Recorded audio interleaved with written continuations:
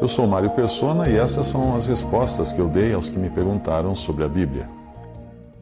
Você escreveu com uma dúvida de que se investir em ações seria julgo desigual. E o versículo que citou é 2 Coríntios 6,14.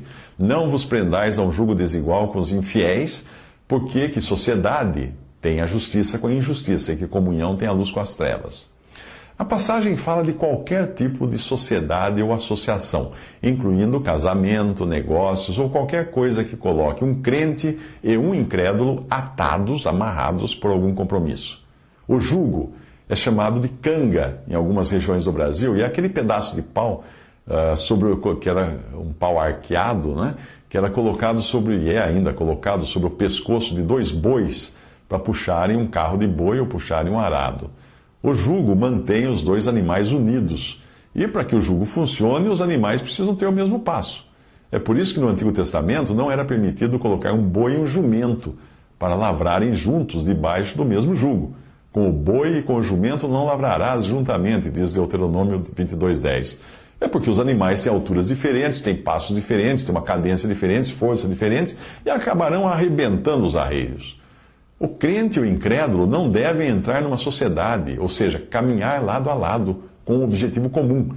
Eles têm diferentes modos de caminhar, diferentes modos de pensar, diferentes modos de agir. O que pode ocorrer, porém, é que o crente, o mais provável de acontecer, é que o crente acabe adotando o andar do incrédulo. E nunca o contrário.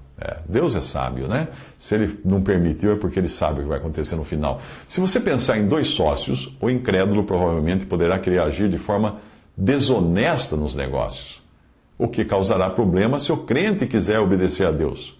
O mesmo acontece no casamento, e principalmente quando vem os filhos, quando chegam os filhos, e cada um dos cônjuges quer levar os filhos para um lado, para instruí-los de modo diferente nas questões de fé.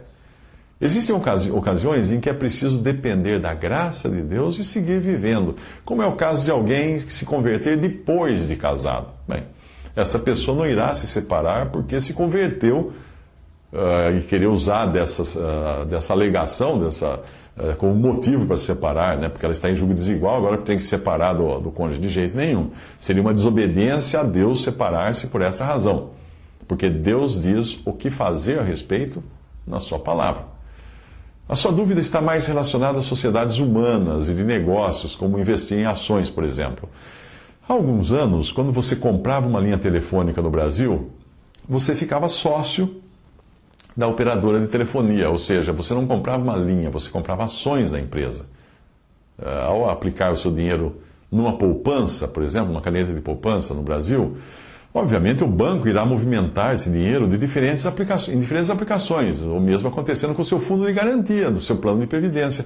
Tudo isso é investido em empresas para gerar lucro e dividendos e depois fazer com que o dinheiro cresça. Existem, portanto, associações inevitáveis que eu particularmente não considero um julgo desigual, no sentido de uma sociedade deliberada, na qual você entra já sabendo que é uma associação desigual, né? Existem umas que você já nasce herdeiro de uma sociedade e dificilmente você consegue sair, né? Mas isso é diferente de você abrir uma empresa junto com o incrédulo, porque aí você tomou uma decisão deliberada de se colocar num julgo desigual.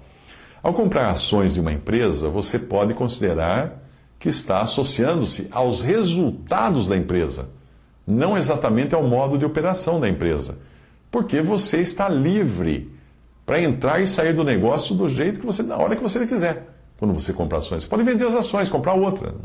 Nada impede. Por exemplo, você pode optar por não investir em empresas cujas atividades ou produtos você considera inadequados para um cristão. Ou você pode vender as ações quando perceber que a empresa não está agindo de forma idônea.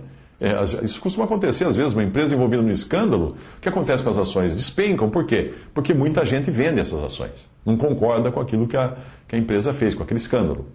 Ao comprar ações, você não assume uma responsabilidade conjunta, como acontece quando você constitui uma empresa com um sócio. Se a empresa da qual você comprar ações for acusada de corrupção ou de más práticas comerciais, você vai perder o seu dinheiro, mas você não vai preso. Você não tem qualquer parte nas decisões que levaram àquela prática criminosa. Mas se você constituir uma sociedade, aí sim, você é solidário na alegria e na tristeza. Você vai ser responsabilizado pelas práticas daquela empresa diferente. Obviamente, esta não é, eu estou dando essa como opinião pessoal. E você deve ter o seu exercício com o Senhor a esse respeito. Usando o exemplo do jugo, de colocar um boi e um jumento puxando uma carroça, eu diria que o que compra ações está mais para carroça do que para boi e jumento. Quer dizer, quer ande ou não ande, ele está ali atrelado, mas ele pode se desatrelar e pular para outra situação. Existem diferentes opiniões entre diferentes cristãos, e eu sei de irmãos que não investem em ações. Eu conheço outros que investem de forma seletiva, escolhendo empresas que eles consideram idôneas.